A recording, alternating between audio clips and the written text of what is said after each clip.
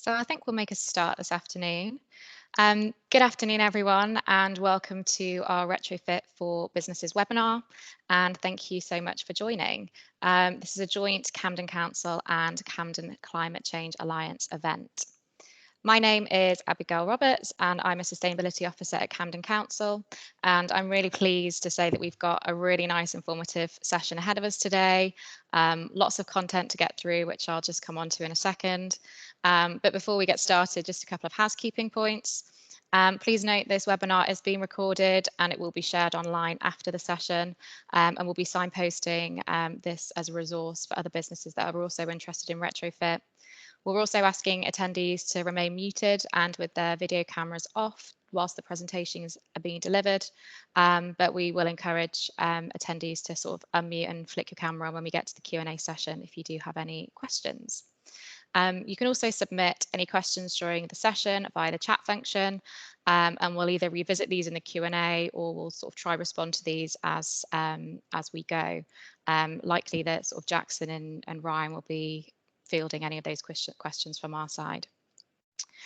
So that's a really quick hello and welcome for me. I'll just quickly run through our agenda for today. Jackson Violet, who is our Climate Programme Manager at Camden, will set out context for our discussions today with regards to non-domestic emissions in Camden and how we're responding to those. We'll then move on to a presentation from Justin Etherington and Aaron Powell from Buro Happold. Justin is Associate Director and Aaron is Senior Engineer at Buro, and together they're going to be talking to us about some of their most recent work in non-domestic heat pump retrofits.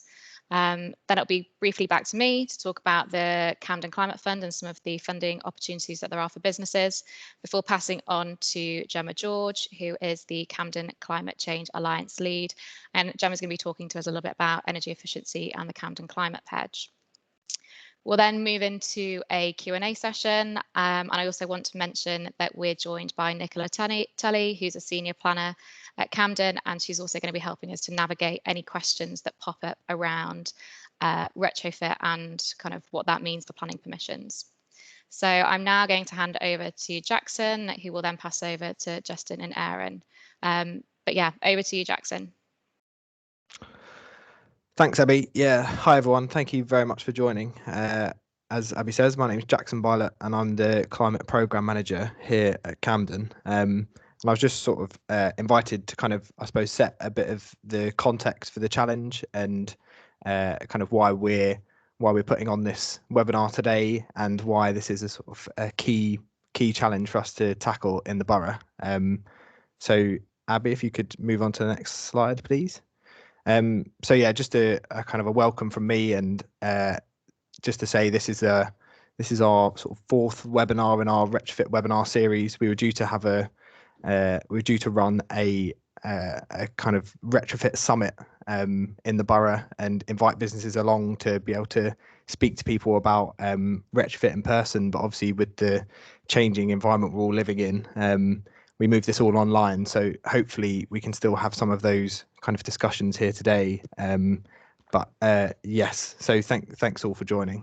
I'm just going to kind of quickly run through and talk a bit about the different types of emissions in Camden, and then kind of set out how we can tackle those direct emissions, which is what we're going to address in today's session, and then talk quickly about our climate action plan, and then the sort of challenge for businesses in reducing their emissions. So next slide, please, Abby.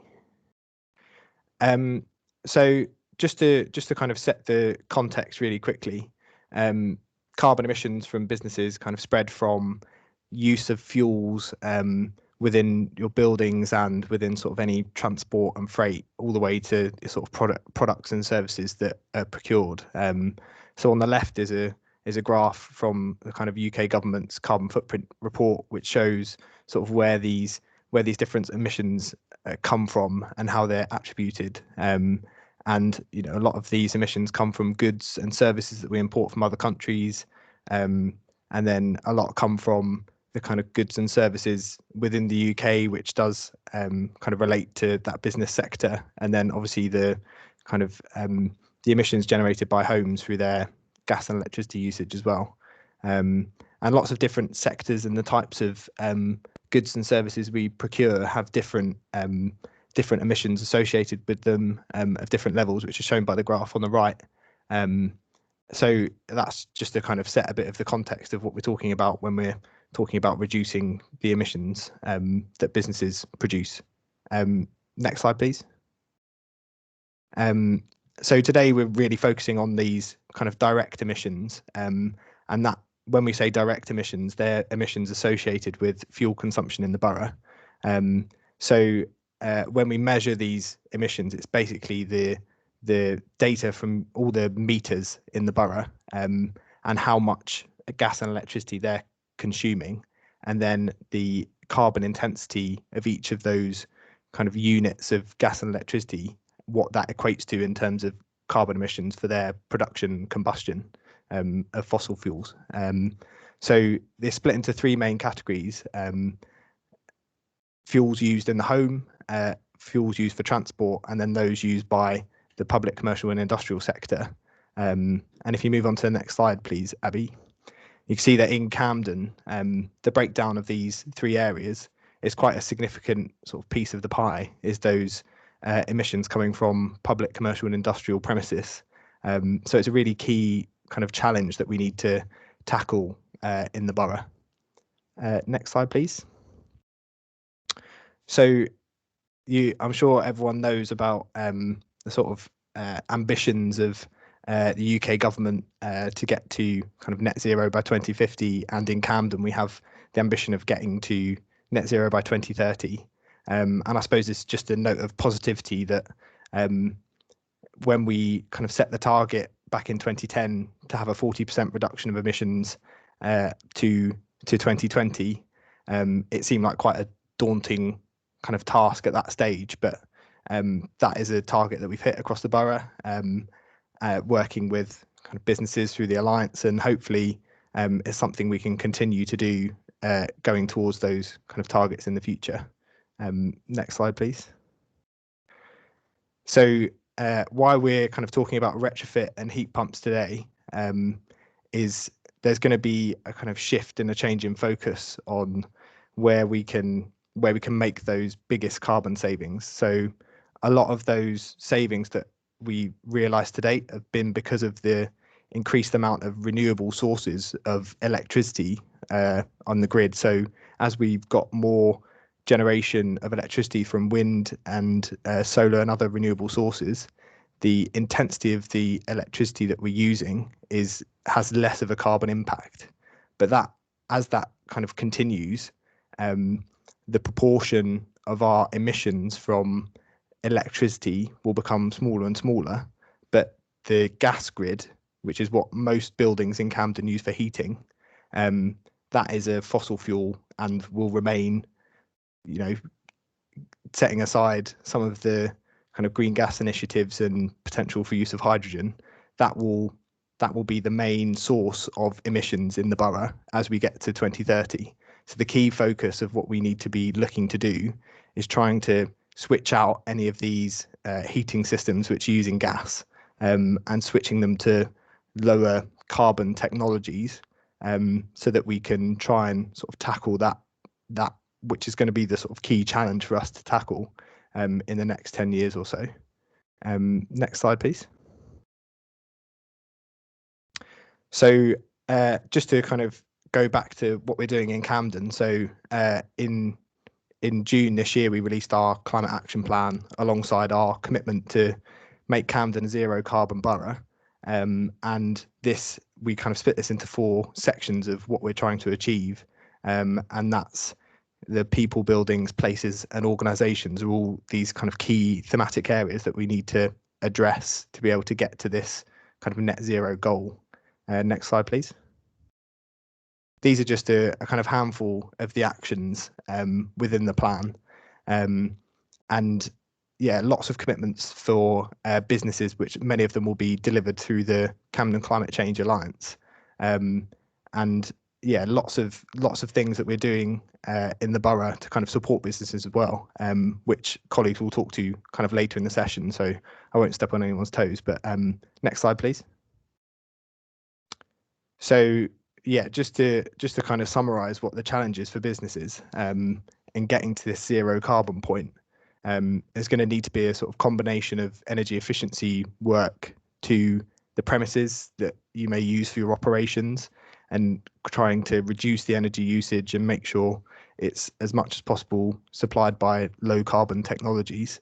And then the second side is addressing those kind of consumption based emissions and ways you can sort of do that through your operating procedures, which Gemma will talk to kind of later. And yeah, these are the Camden Climate Fund and the Pledge are two of our sort of key mechanisms to help try and support businesses to do that. So that's just a kind of quick introduction. And I'll just pass over now to Justin and Aaron to talk about this kind of retrofit theme a bit more in non-domestic buildings, and talk to that sort of heat pump point, which is really key on the decarbonisation of heat side that I spoke to just now. So I'll pass over to you, Justin and Aaron. Thank you.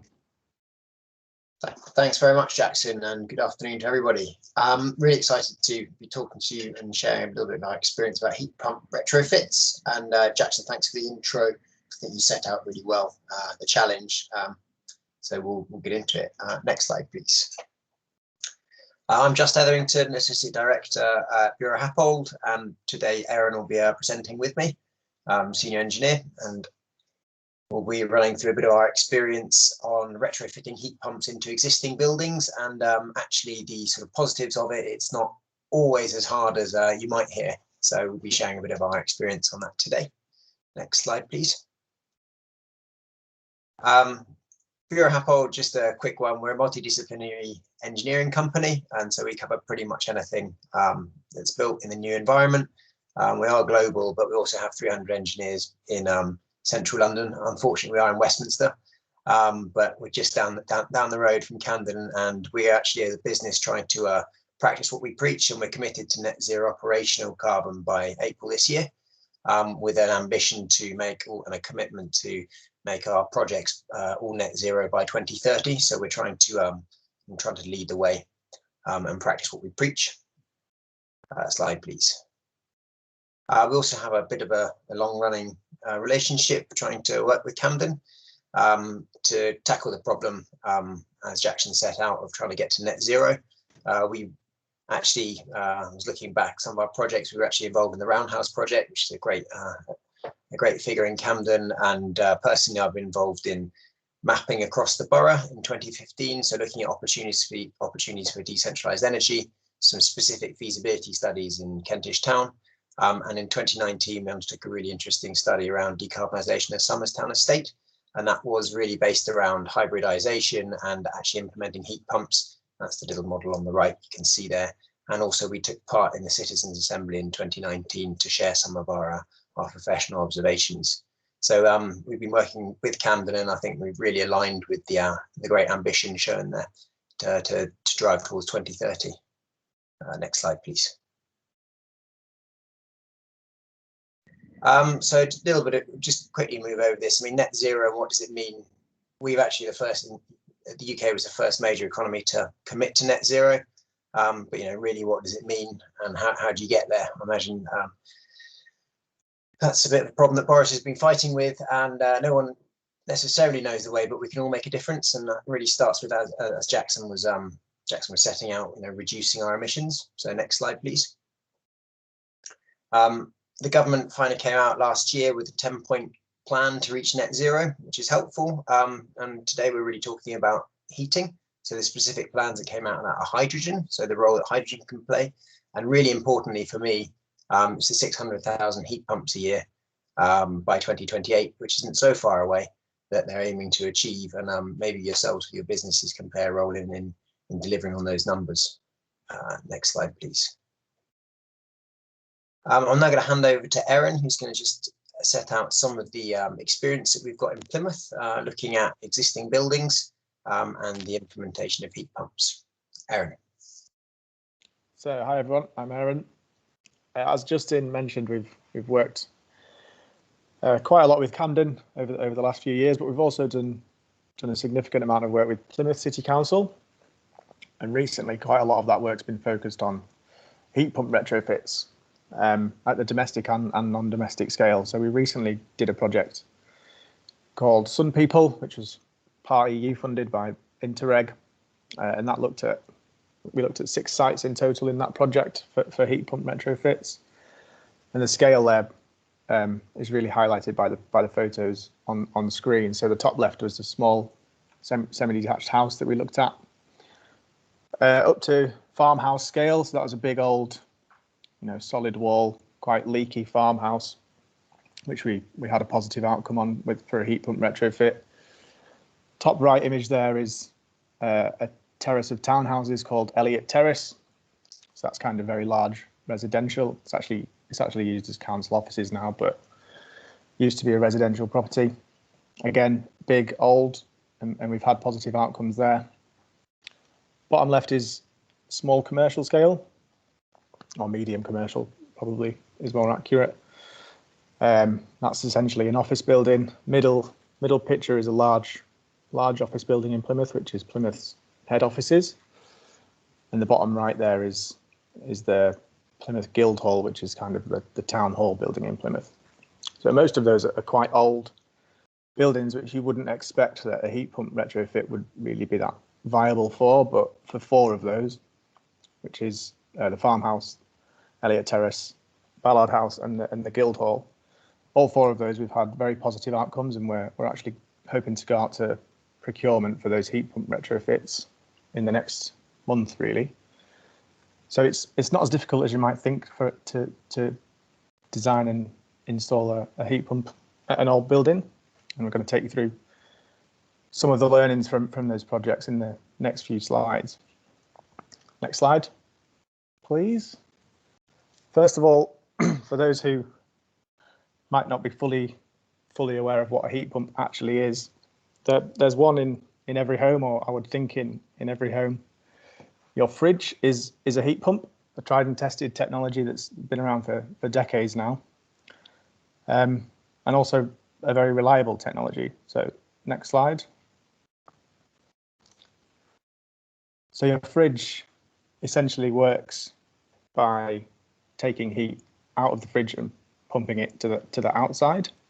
So your fridge is a closed box, and there is essentially a heat exchanger in the back of that fridge, through which refrigerant is pumped, and then using an expansion and compression cycle, that heat is rejected at the back of the fridge. So the warm air sort of moves out around the back of the fridge.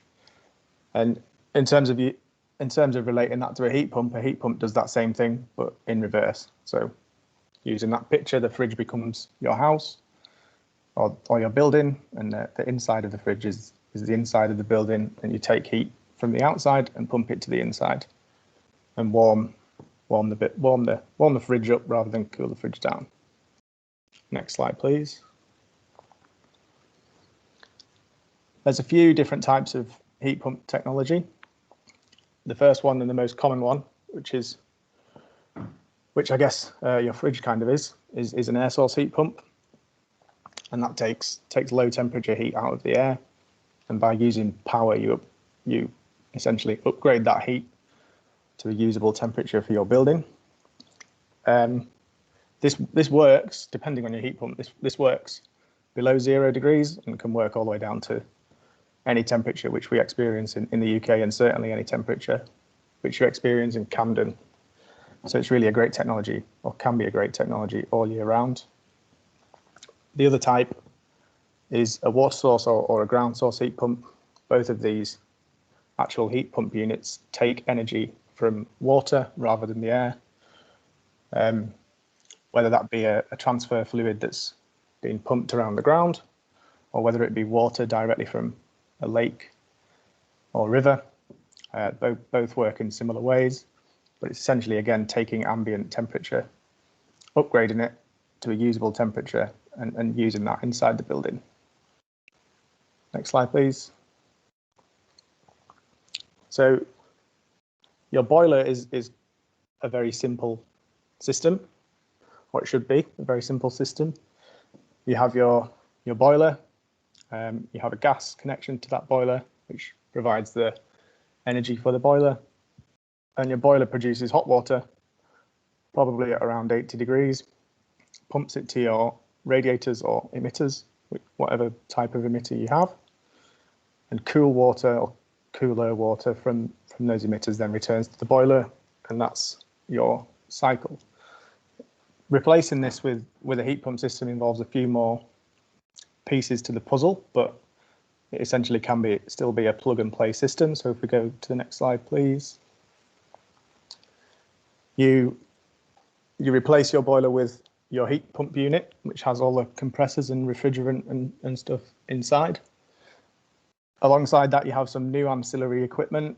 So a heat pump typically needs a buffer tank and probably another hot water tank alongside. You then need a power connection into that rather than a gas connection. And you have your outdoor energy collection piece of equipment, whether it be collecting from the air, the ground, or the water. Next slide, please. And really, there's those four pieces there, the four pieces of the puzzle, which all have to come together to make the heat pump work. So there's the suitable emitters, internal space for the ancillaries, external space for the heat exchange, and your power supply. So next slide. I'm going to hand back over to Justin, who's going to talk you through the first three of these four pieces of the puzzle. Thanks, Aaron. So we developed this approach. All component parts are necessary, but we start by looking at the end of the system. So the radiator or the heating system, what's actually delivering heat into your space. So that could be fan coil units, it could be an air handling unit, it could be radiators. So the principle here is the same. It's what's actually heating your space. Heat pumps work at best efficiency at lower temperatures.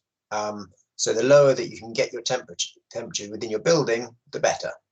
But typically, or historically in the UK, we've built heating systems with high temperatures, so 80 degrees, but actually quite often you can operate them at lower temperatures without any impact on user comfort. So for example, in my terraced house that I'm sitting in at the moment, I run my boiler at 60 degrees and I've not changed anything, but I've been warm even when it was cold last week, because the system fundamentally gives out enough heat. So it's something you can actually try yourselves. So if you've not, the methodology we've been developing starts with actually, while you're on your gas boiler and it's winter, see if you can reduce the heat coming out of your boiler and still maintain comfort. That's the first thing. So we recommend trialing low temperatures and aim to bring that down to a temperature as low as you can until you start adversely affecting comfort in the area. One thing we must say as a caveat there, you need to be aware of how you're generating domestic hot water, and if you feel uncomfortable, you might be impacting something to do with safety, then do ask a qualified engineer to do that. But any reduction that you can make on your existing system will allow you to understand how compatible you might be for a heat pump, and heat pumps in today's world can achieve much higher temperatures. So first step would be test your temperatures and see what you can do. Next slide, please. The next component coming back through the system is, do I have enough space to actually locate a heat pump? As Aaron identified, the heat pump is connecting into usually where the boiler was. So do you actually have space in your premises to locate a heat pump there? And if you've got enough, or if you can identify suitable space inside, do I have enough space outside? As Aaron identified, for domestic hot water, you may need to have a tank. And so actually, do you have that sort of physical space in your premises? It's sort of thinking that you can do before someone comes along. And you can do that by looking at where your boiler is now and looking around at the space that's there. Next slide, please. That will then lead you into which source could I use for my heat pump. We've already really identified, thinking about the city centre location of Camden, it's probably going to be air, which is a fan type arrangement, like a box. Can be as big as the picture in the top left, or it could be ground source. So the middle picture on the left is a picture of Aaron. You can just make him out with his t-shirt on, but that's actually drilling some boreholes in Plymouth. So you might be able to get into the ground, but they're in Camden. Really, they're the two applicable sources. There is some obviously an opportunity if you happen to be next to the canal to potentially investigate that, but typically we'd suggest you're looking at air or ground. So next slide, please. This is an example of an air source heat pump. You'll be familiar with these sorts of boxes. Looks a bit like air conditioning.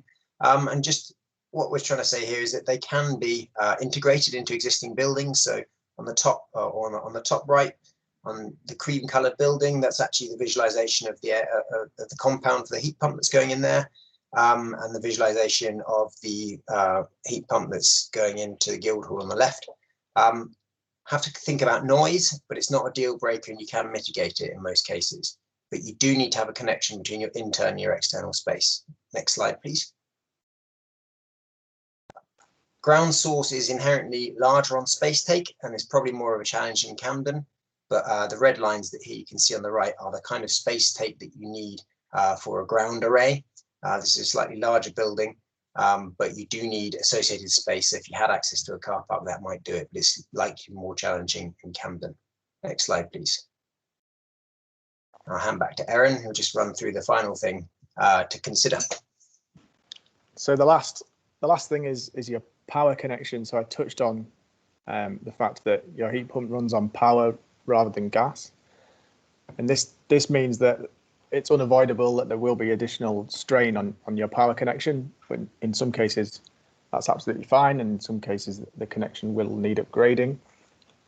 So again, one of the things that you can do yourself is look at your bills for a first step to see if there's any information on there regarding what your availability charge is, which tells you how much load you're allowed to take, and any information on what your maximum demand is. And if there's a sufficient gap between those to accommodate the heat pump, then you're in a good spot in terms of retrofit potential. And another thing is you'll probably need a three-phase electricity supply for a commercial heat pump. I would imagine that most properties would already have that, but it's another prerequisite that you can think about prior to committing to anything. Next slide, please. So you bring that all together, and if you're interested, then you can obviously have a think about those four things. And we've been, as a final sort of output from the Some People project, which I mentioned earlier, we're putting together a best practice implementation guide, which includes a sort of owner-occupier checklist and a kind of self-assessment tool that owner-occupiers can use for heat pump technology. So you can put together, that kind of information and take that to a heat pump specialist who can then, quite quickly give you an idea of viability and cost and those kind of variables. The key questions really are, what's the minimum investment required to give you an operable system? And then on top of that, what additional investment can you make to reduce the operating costs? And does the payback on those investments make sense? But we're certainly seeing that, if you can get your efficiencies right and a well-designed system, there's absolutely no need for operational costs to be any higher than the counterfactual. And I think that's all our slides. Thank you. Brilliant. Thanks very much, Justin and Aaron, for that really informative session. Lots of content and sort of really great for sort of busting some of the myths around sort of the difficulties of installing heat pumps. So thank you for that.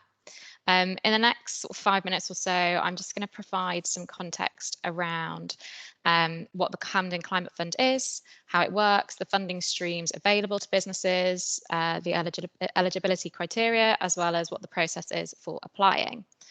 So essentially, the Camden Climate Fund is a pot of money that is financed by Camden's carbon offset payments. And these are collected via the planning system.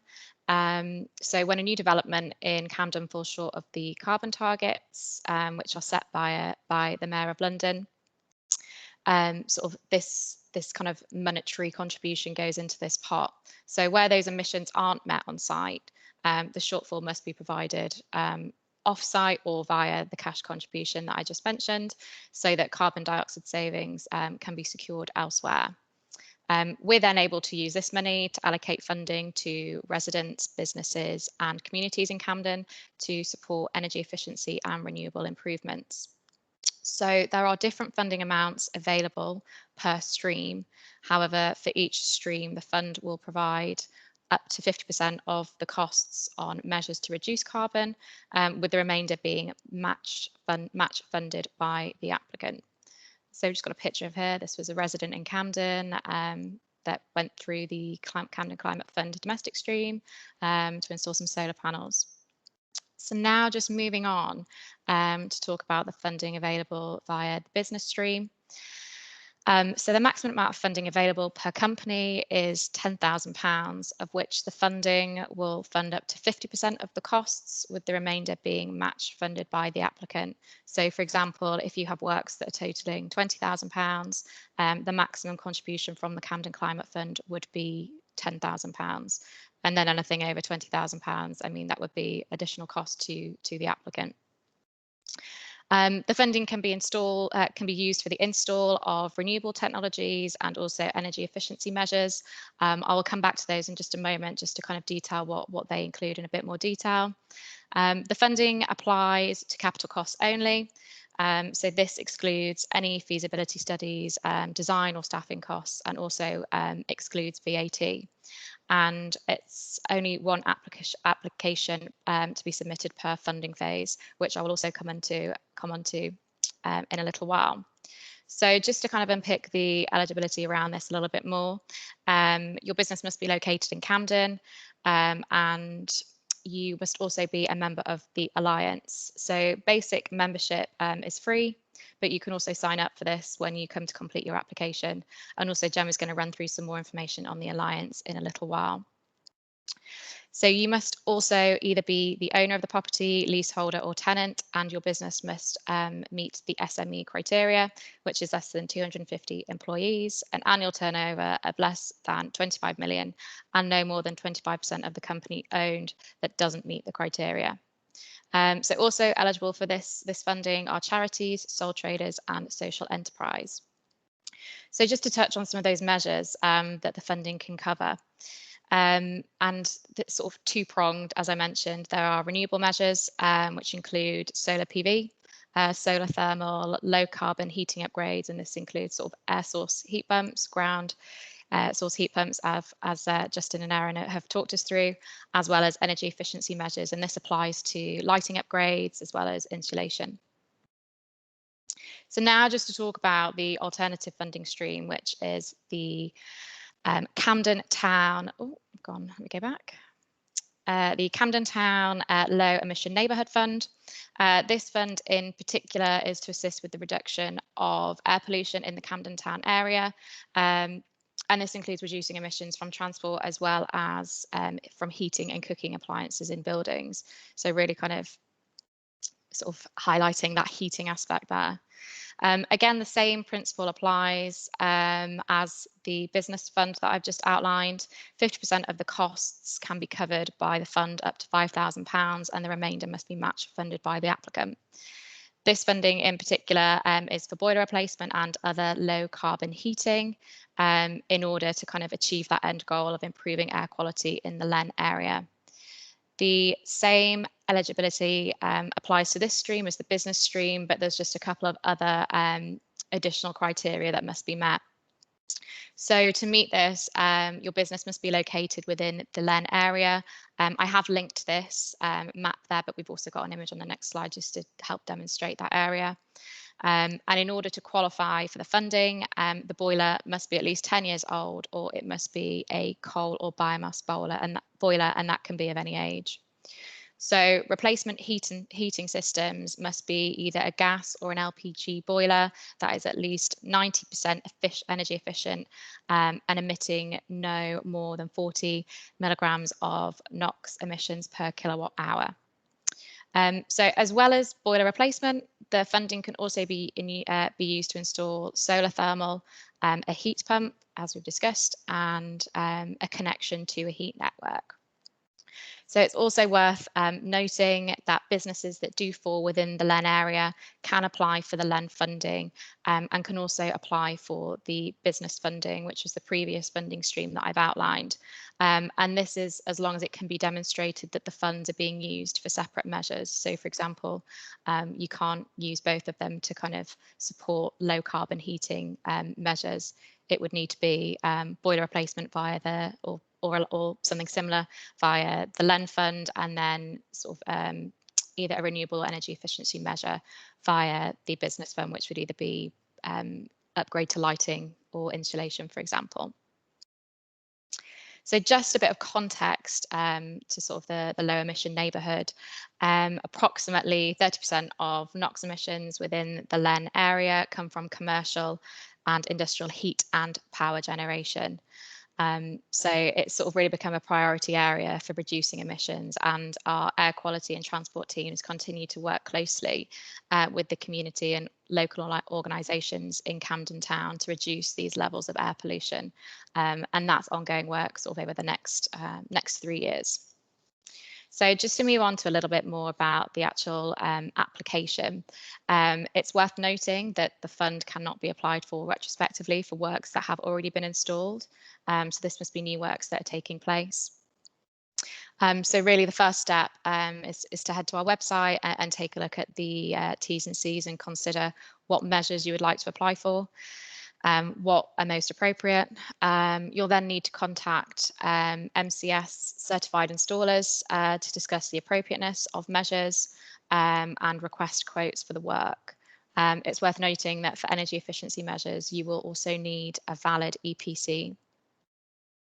As well, whilst you're kind of doing this exploratory work, you'll also be required to check what planning permissions are required for the measures that you're interested in installing. So once you've kind of got all that information, you've got your quotes, you're then sort of at a point where you're ready to apply. And once you get to this point, you'll be asked for information such as annual turnover, tenure, floor size, associated energy savings with the measures, as well as written consent if you are not the building owner. So just worth mentioning at this point as well that the application is assessed sort of against 3 key factors. And this is in terms of carbon reduction potential, the cost in relation to benefit, and also the feasibility of delivery. So following that, and sort of following submission and review of the application, if the grant is successful and we'll confirm all of that, the agreed measures can then be installed that were listed in your application. And then once this has happened, you would be required to provide us with any invoices and appropriate certificates so that we can then release the payment from our side. So it's only once those measures have been installed and we've received that evidence that they are actually in place that money is received and released. So I appreciate that that's quite a whistle-stop tour of the application process and kind of lots to absorb, but all the information is on our web pages with detailed T's and C's of what to expect and kind of what to sort of apply with and all the documentation that you'll need. So I just want to quickly mention a little bit on the funding rounds. Our current funding phase runs until the 31st of March of this year. However, there will be another round of funding at some point to achieve sort of the deliverables that have been outlined in the Climate Action Plan that Jackson was referring to earlier. We're not exactly sure on the specifics of this yet and dates, but once these are firmed up, we'll be certainly communicating these with businesses through the Alliance. But yeah, just to acknowledge my point on funding rounds earlier, you can only submit 1 application per funding round. So if you were sort of in a position now where you were able to kind of sort of decide on what it is you're wanting to look at, you could perhaps get an application in before this funding round closes. And then by the time we have another funding round that opens, submit another application. So just to signpost some resources really. all these links here will take you to our web pages where you've got the information detailing both of those funding streams that I've outlined. And also you've got our email address there to send any further queries to. So yeah, that was a quick 5 minutes from me, I think. I'm now going to hand over to Gemma, who's going to talk to us about the Alliance. Over to you, Gemma. Abby, Gemma is having a problem unmuting herself. Are you able to do that for her? I've tried, but I can't. Okay, let me see. Bear with me. Let's test my tech skills, shall we? I'm unable to unmute Gemma at this point, actually. I'm not sure what's happened there.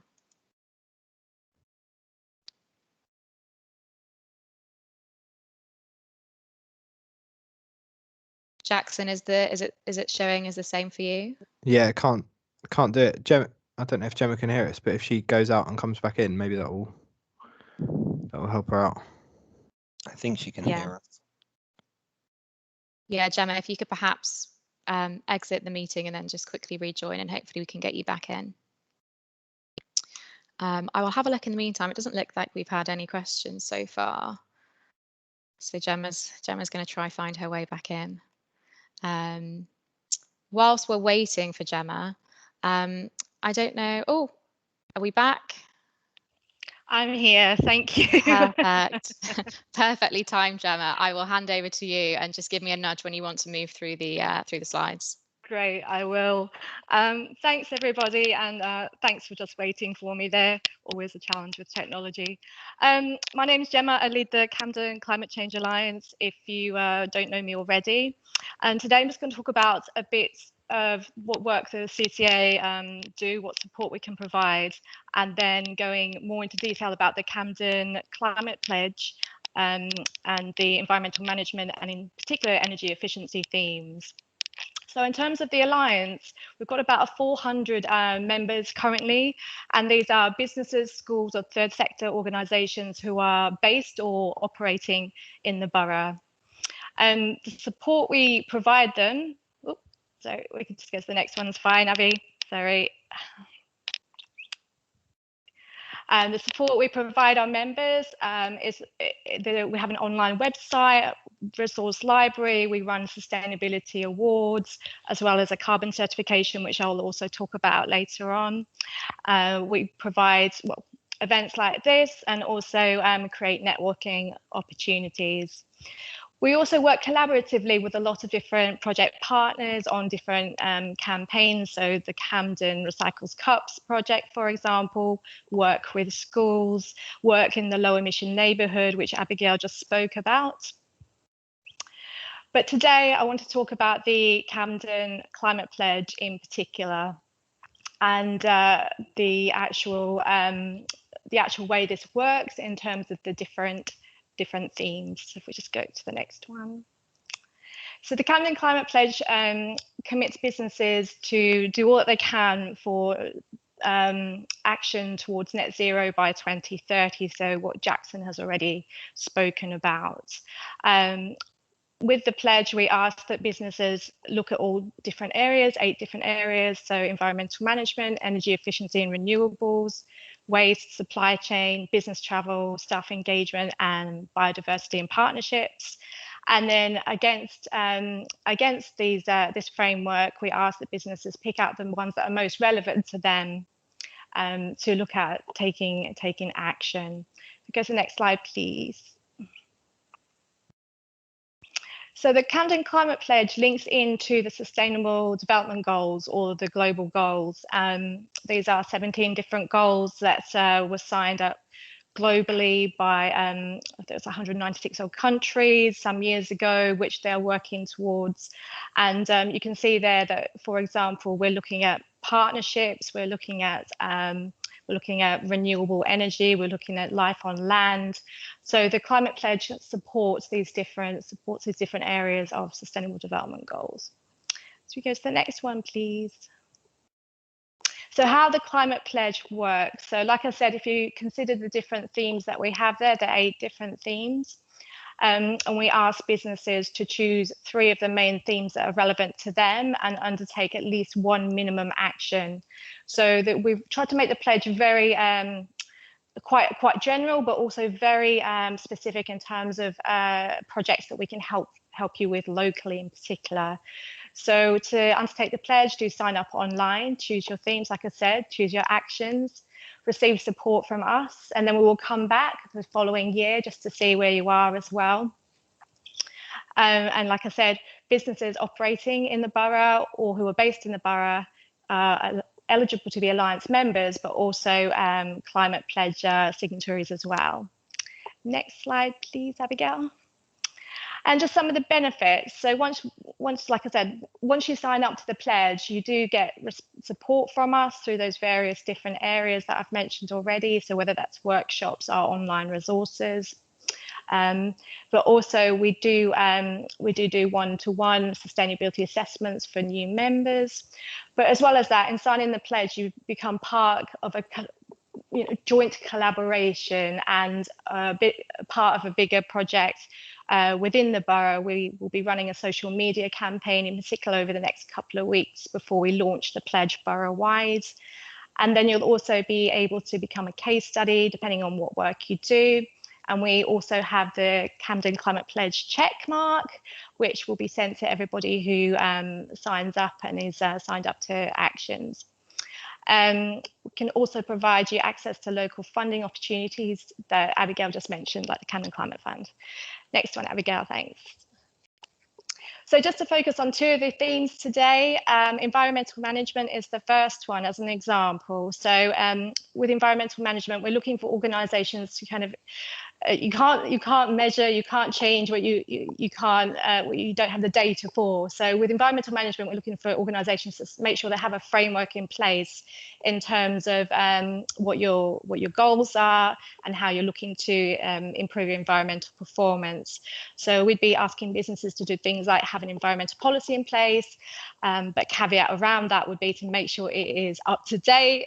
Best practice is to have that done and signed off by senior staff every year, and then also to have targets reviewed regularly, as well as reporting as well. And I won't go into the detail there because I will talk about that in a second about the ways that we can help you. The next slide, please, Abigail. So in terms of energy efficiencies and renewables, which is probably the more relevant theme to today, we were asking businesses to reduce their operations carbon emissions through improved energy efficiency and use of renewable energy. So this could be things, the actions that could be undertaken could include committing to reviewing your energy consumption, and I'll talk a bit about that in a second. It could be setting a target for reduction in energy use. It could be implementing energy efficiency measures such as installing LED light bulbs, or it could be switching to a renewable energy supplier. Next slide, please, Abigail. So I've just put here some kind of starter points in terms of reviewing your energy performance. So once you've signed the pledge, if you choose the energy theme, for example, which most businesses will be because this is a significant area for the zero carbon emissions, we'll be looking and working with you on helping make improvements. So the first thing to actually do when you're actually looking at your energy performance is take it right back to basics. You need to understand your billing, you need to understand your energy sources. You need to understand, and this is in particular for businesses who are leasing a premises, you need to know what you're billed on. What are you being charged for? I mean, is it based on floor area? Is it based on actual consumption? Understand your monitoring. Do you have a meter for the whole building? Do you have sub-meters? Do you have access to half-hourly data so you can track your usage between, say, the nighttime and the base load as opposed to the daytime when there will be differences in the actual consumption pattern? Other things to actually look at when you're reviewing your energy performance, so metrics such as occupancy in terms of the number of staff using your building. And this is most important actually in terms of at the moment around the whole COVID situation and the move to working from home, because you need to kind of understand what the impact of the change in occupancy levels are on your building so it can be optimized. Historic data can also help identify trends as well, and also reporting for accountability. So next slide, please, Abigail. So just in terms of reviewing your energy performance with the Alliance, we run a carbon certification scheme. So this is kind of one of the ways that you can be held accountable for your energy consumption year on year. So our certification scheme has 3 different levels, starting from going green, cutting carbon to carbon champion. And that is a progression up those levels in terms of how well you're doing every year and what actions you're undertaking. So there's a link there, or do get in touch with me if you'd like to learn more about our carbon certification scheme. And next slide, please, Abigail. So in terms of reviewing your energy performance and legal compliance, and often what comes up is benchmarking. So energy performance certificates, which Abigail has already mentioned as part of the Camden Climate Fund requirements. These are required for those who are, for the tenants. So that when a building is leased, it should have an energy performance certificate, or if there is a new build, that should have an energy performance certificate. And the reason for these is to kind of see where that building is or expected to perform at the time. So through the minimum energy efficiency standards, that should be an E rating or above, above an E rating. The rating runs from A to G, so it has to be above E. Normally your landlord would sort that out for you, but that would be the first stop that I would, place I would go to, is have a look at your energy performance certificate and what your building is supposed to be running at. Display energy certificates actually measure your actual performance. So these are generally for buildings that are publicly accessed. That could be, for example, schools, universities, public buildings, those kind of places. And they actually provide a benchmark. Again, they have a rating from A to G. And a building that is operating at an average level would be around 100 or higher if it has a better efficiency, for example. So you can just see that link I've included there to check if you have an EPC or a DEC for your building. And just one thing to note on the benchmarking, so with energy performance certificates and display energy certificates, they're both based on the Chartered Institution of Building Services benchmark set that was produced quite a long time ago. So whilst it's useful, it does have in itself some constraints in terms of determining if your building is average or below or above average. More recent benchmarks have been produced by the Better Building Partnership, and I can send the link around following this event. That's basically mainly office buildings, however, so there is again limitations in that, but it does give a better data quality. Abigail, just on the last slide, I think. So I've just talked about the benchmarking aspect, but how can you actually improve your energy performance? There's a range of different ways, and we've spoken a lot about that today, from the building fabric, lighting, heating, cooling, ventilation, water, looking at your equipment, for example, small electrical equipment. Also behaviour change in terms of running internal campaigns. So the Alliance does have some resources on undertaking an energy and air quality audit. And as Abigail referred to, in a low emission neighbourhood, we can provide these one-to-one detailed audits for free for you. For other members, we do have the guidance there that is available for you to look at. And I think that was me done, Abigail. Here we go. So some more information and resources, please go to our website. Date for the diary on the Camden Climate Pledge, we're launching borough-wide on the 17th of March, and that should say 2021. So I think we've just put in the link there for sign-ups. And also, if you're interested in taking the pledge before we actually have the launch, that's all ready to go on the website. So I'm just conscious of the time, so I'll hand back to Abigail, and thank you for bearing with me on the tech. Amazing. Thanks so much for that, Gemma. I'm so glad you managed to get back in